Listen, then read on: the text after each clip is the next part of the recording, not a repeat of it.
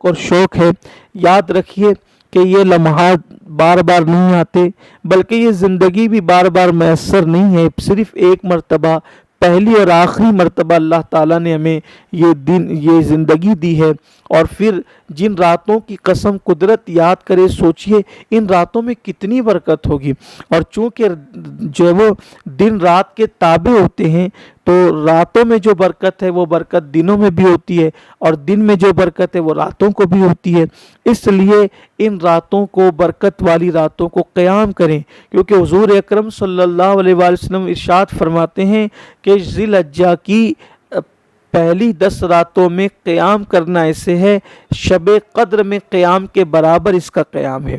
سوچئے ذرا، یہ ان راتوں کی برکت ہے، لوٹئے، اللہ سے طلب کیجئے اور اللہ سے مانگیے، اور اللہ کی بارگاہ میں عرضیاں پیش کیجئے، اپنے مسائل کے بارے میں سوال کیجئے۔ کرونا وائرس سے اس وقت پوری دنیا جھوج رہی ہے، دعاؤں کا اہتمام کیجئے، عبادتوں کا اہتمام کیجئے، اس کی برکت حاصل کیجئے۔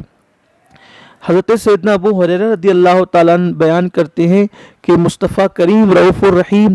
صلی اللہ علیہ وآلہ وسلم کا فرمان ہے، آقا کریم صلی اللہ علیہ وآلہ وسلم فرماتے ہیں کہ اللہ کے نزدیک سب سے زیادہ پسندیدہ دن جس میں اس کی عبادت کی جائے وہ ذی الحجہ شریف کے 10 دن ہیں، اور اس کے ہر دن کا روزہ 1 سال کے روزوں کے برابر ہے، اور ہر رات کا قیام شب قدر کے برابر ہے۔ اسی طرح ام المومنین حضرت سیدہ عائشہ صدیقہ رضی اللہ تعالیٰ عنہ ارشاد فرماتی ہے، جس نے عشرہ ذی الحجہ کی کسی تاریخ کو رات بھر عبادت کی تو گویا اس نے سال بھر حج اور عمرہ کرنے کی سعادت حاصل کی۔ یعنی سال بھر حج اور عمرہ کرنے والے کو جو ثواب دیا جاتا ہے، وہ ثواب اللہ تبارک و تعالیٰ جو ہے وہ ذی الحجہ کی 1 رات میں عبادت کرنے والے کو عطا فرماتا ہے۔ پھر فرماتی ہیں کہ آقا کریم صلی اللہ علیہ وسلم سے میں نے سنا کہ جس نے عشرہ ذی الحجہ کے روزے رکھے تو گویا اس نے پورے سال عبادت کی۔ جو شخص ذی الحجہ شریف کے 10 دنوں کی عزت اور قدر کرتا ہے اور عبادت کرتا ہے، نیکیاں کرتا ہے، گناہوں سے اجتناب کرتا ہے، نیکیوں کا اہتمام کرتا ہے، گناہوں سے پرہیز کرتا ہے، تو اللہ تبارک و تعالیٰ اس کو 10 نعمتیں عطا فرمائے گا۔ پہلی نعمت، جو ذی الحجہ شریف کے 10 دنوں کے احترام میں عبادت کرے اور گناہوں سے پرہیز کرے، اس کو پہلی نعمت یہ ملے گی کہ اللہ تعالیٰ اس کی عمر میں برکت عطا فرمائے گا، اس کی عمر طویل ہوگی اور عمر میں اللہ تعالیٰ برکت عطا فرمائے گا۔ دوسری نعمت اللہ اس کو یہ دے گا کہ اللہ تعالیٰ اس کے مال میں برکت عطا فرمائے گا۔ تیسری نعمت اس کو یہ ملے گی کہ اللہ تبارک و تعالیٰ مصیبت اور بلاؤں سے اس کی اور اس کے اہل و عیال کی حفاظت فرمائے گا۔ آج ہر بندہ چاہتا ہے کہ اس کی حفاظت ہو، اس کے اہل و عیال کی حفاظت ہو مصیبتوں سے، بلاؤں سے۔ تو جو ذی الحجہ شریف کے 10 دنوں میں اللہ کی عبادت کرے، گناہوں سے پرہیز کرے، تو اللہ تبارک و تعالیٰ اس کی اولاد کی اور اس کے گھر والوں کی اور اس کی جملہ بلاؤں سے، پریشانیوں سے، مصیبتوں سے اس کی حفاظت فرمائے گا۔ چوتھی نعمت اس کو یہ ملے گی کہ اس سے جو گناہ اس کی زندگی میں ہو گئے ہیں ذی الحجہ شریف کے احترام کی برکت سے اور اس عشرے میں عبادت کی برکت سے، اللہ تعالیٰ اس کے گناہوں کو معاف فرما دے گا اور اللہ اس کی مغفرت فرمائے گا۔ پانچویں برکت اس کو یہ نصیب ہوگی کہ اللہ تبارک و تعالیٰ اس بندے نے جو نیکی کی ہے تو اس کی نیکیوں کو بڑھائے گا اور اس میں اضافہ فرمائے گا۔ چھٹی برکت اور نعمت اس کو یہ نصیب ہوگی کہ سکرات کے وقت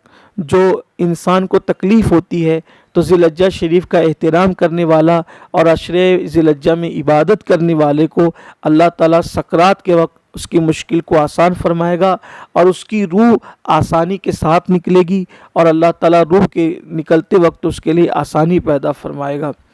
اور ساتویں نعمت اللہ تعالیٰ اس کو یہ نصیب فرمائے گا کہ اس کی قبر کے اندھیرے کو دور فرما کر اس کی قبر میں روشنی اور اجالا فرما دے گا۔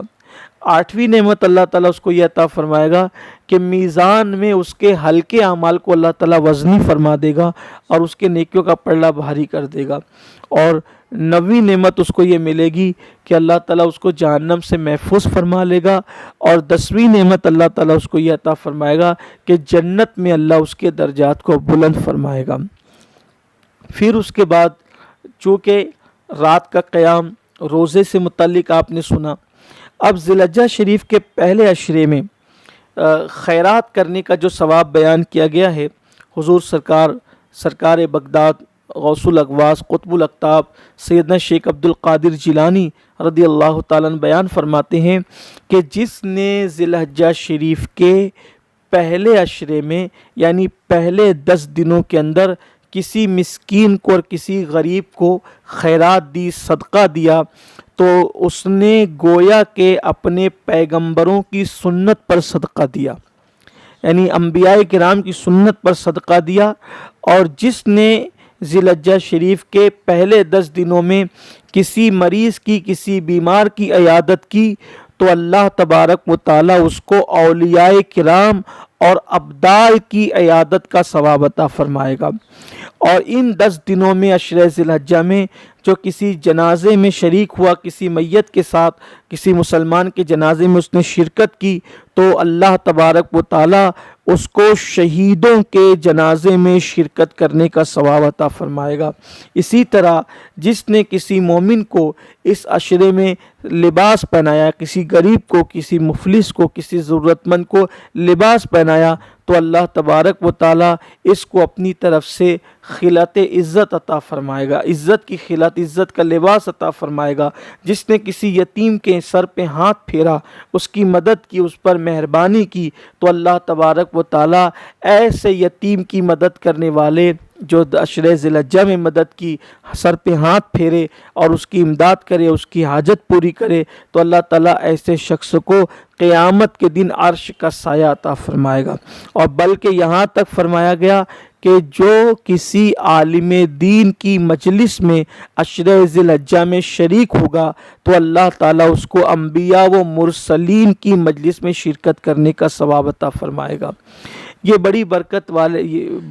برکت والے دن ہیں، برکت والی راتیں ہیں جو ذی الحجہ شریف ہمارے درمیان آنے والی ہے۔ بلکہ سیدنا عبداللہ ابن عباس رضی اللہ تعالیٰ نے یہاں تک بیان فرماتے ہیں کہ یہ جو ذی الحجہ شریف کے پہلے 10 دن ہیں، یہ وہی دن ہے کہ حضرت آدم علیہ السلام جو میدان عرفہ میں پہنچے، تو یہ انہی 10 دنوں کے اندر کی یہ بات ہے۔ تو اللہ تعالیٰ نے حضرت آدم علیہ السلام کی توبہ کو انہی 10 دنوں کے اندر قبول فرمایا۔ حضرت ابراہیم علیہ السلام کو جو اپنا خلیل بنایا اور اپنا جو دوست بنایا، تو اللہ تعالیٰ نے اسی عشرہ ذی الحجہ میں یہ مقام خلت کا اور دوستی کا مقام ابراہیم علیہ السلام کو عطا فرمایا۔ اسی طرح انہی 10 دنوں کے اندر عشرہ ذی الحجہ میں، ذی الحجہ کے پہلے عشرے میں کعبہ شریف کی بنیاد بھی انہی 10 دنوں میں رکھی گئی ہے۔ اسی طرح اللہ تعالیٰ نے حضرت موسیٰ علیہ السلام کو جو کوہ طور پر بلا کر ان سے کلام فرمایا اور ان کو شرف ہم کلامی نصیب فرمایا،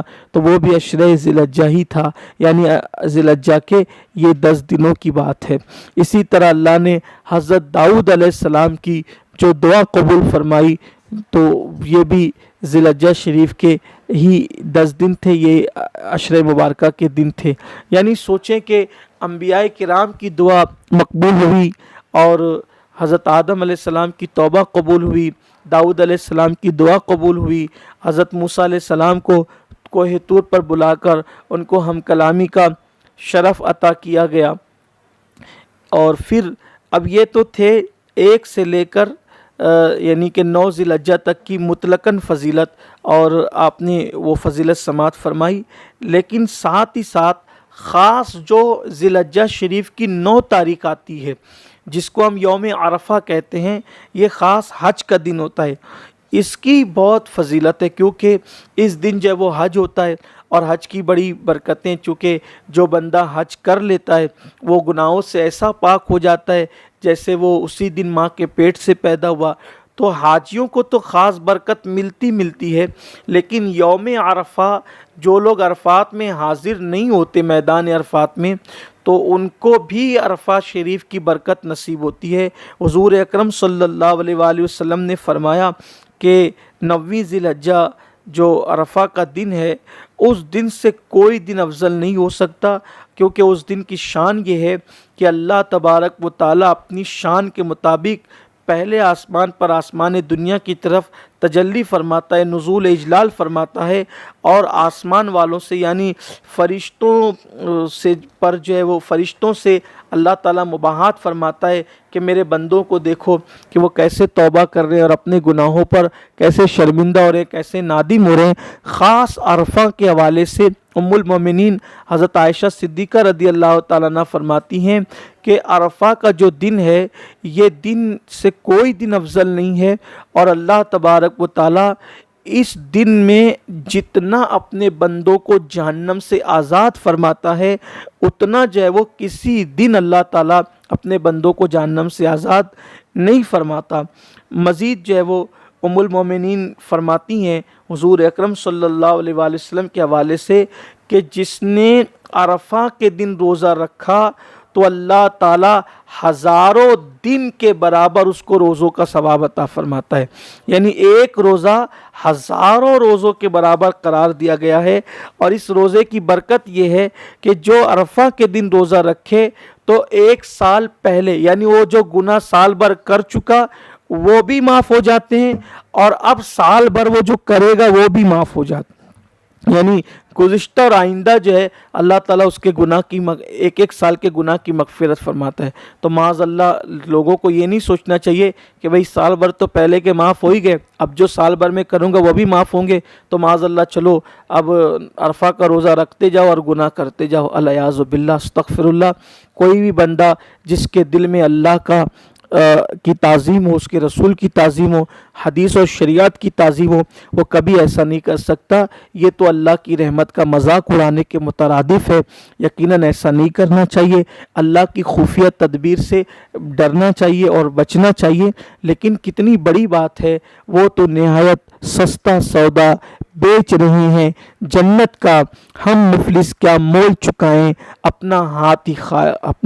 ہی خالی ہے۔ اس لیے میرے پیارے آقا صلی اللہ علیہ وآلہ وسلم کے پیارے دیوانوں، آئیے ہوش کے ناخن لیجئے اور عرفہ کے دن ضرور روزہ رکھیے، یعنی 9ویں ذی الحجہ شریف کو روزہ رکھیے، اور ہو سکے تو پہلے سے لے کر 9 تک عبادتوں کا اہتمام کریے۔ اگر اللہ توفیق دے تو ذی الحجہ شریف کے پہلے 9 دنوں کے اندر پہلے عشرے میں ہر دن روزہ رکھیے، اگر اللہ توفیق دے۔ نہیں رکھیں تو کم سے کم عرفہ کا روزہ تو ضرور رکھیں، اور کیونکہ وہ ہزاروں دن کے روزے کے برابر ہیں، اور ایک سال پہلے جو گناہ ہوئے یعنی وہ بھی معاف ہوتے ہیں، اور آئندہ سال جو گناہ ہوں گے اللہ تعالیٰ اس کی برکت سے معاف فرماتا ہے۔ بہت برکت والے یہ روزے ہیں اور ان کی بڑی شان ہے، اور چونکہ جو ہے وہ چاند نظر آنے والا ہے، اس کی تیاریوں میں ہمیں لگنا ہے اور ذہن بنانا ہے کہ ہم انشاءاللہ تعالیٰ ان راتوں میں جگیں گے بھی، عبادتیں بھی کریں گے، روئیں گے بھی، گڑ گڑائیں گے بھی، اپنے گناہوں سے معافی بھی طلب کریں گے، اور اللہ کی بارگاہ میں مغفرت کا پروانہ حاصل کریں گے۔ اگر ذی الحجہ شریف کی 10 راتوں میں آپ رات بھر عبادت نہ بھی کر سکیں تو کوشش کریں کہ آدھا گھنٹہ نکال کر کچھ عبادت کر لیں، رات کے پہلے حصے میں یا آخری حصے میں جو بھی کر سکیں۔ اور چونکہ رات جو غروب آفتاب سی رات شروع ہو جاتی ہے، مغرب بعد بھی آپ عبادت کا اہتمام کر سکتے ہیں، کوئی ضروری نہیں ہے کہ رات کے آخری حصے میں جب سو جائیں تبھی کریں۔ رات کے آخری حصے میں سب کے سو جانے کے بعد کرنا بہت بڑی سعادت ہے، لیکن اس وقت کاروبار کو کل جانا ہے، اس دن کو مصروفیات ہے، تو ہر آدمی رات کی آخری حصے میں نہیں جگ سکتا، اور مغرب بات کر لیں، عشاء بات کر لیں، جب وقت ملا تب کر لیں۔ بہت برکت والی راتیں، اس کو ضائع مت ہونے دیں۔ اور اگر نہیں کر سکتے ان راتوں میں عبادت کا اہتمام تو پھر اتنا ہی کر لیں کہ عشاء کی نماز جماعت سے پڑھ لیں اور فجر کی نماز جماعت سے پڑھ لیں، کیونکہ جس نے عشاء اور فجر جماعت سے پڑھی تو اللہ تعالیٰ اس کو پوری رات عبادت کرنے کا ثواب عطا فرماتا ہے۔ امید کرتا ہوں کہ ان دنوں کو جو ذی الحجہ شریف کے ایام ہیں آپ ضائع نہیں کریں گے، ہم ضائع نہیں کریں گے۔ درود شریف کا اہتمام کریں، استغفار کی کثرت کریں، اور اللہ تبارک و تعالیٰ کی کثرت کے ساتھ تکبیر بیان کریں، اس کی تسبیح بیان کریں، اس کی تحمید بیان کریں، اور اللہ تعالیٰ کا کثرت سے ذکر کریں، اس لیے کہ یہ حاجیوں کی عبادت کے دن ہے اور ہم وہاں تو نہیں جا سکتے، جو ہے وہ مجبوری کی بیڑیاں ہیں، اور جو جا سکتے تھے اتفاق سے اس سال بیچارے وہ بھی نہیں جا پائیں گے لاک ڈاؤن کی وجہ سے۔ اللہ سب کے حال پر رحم فرمائے۔ تو میری گزارش ہے کہ آپ حضرات خوب عبادت کا اہتمام کریں، تلاوت قرآن کا اہتمام کریں، مسکینوں کو صدقہ دیں، کسی غریب کو لباس پہنانے کی کوشش کریں، روزوں کا اہتمام کریں، عبادتوں کا اہتمام کریں، اس ماہ مبارک کے احترام میں گناہوں کو چھوڑیں، گناہوں کو ترک کریں۔ اللہ تعالیٰ سے دعا ہے کہ اللہ تعالیٰ ہم سب کو توفیق عطا فرمائے۔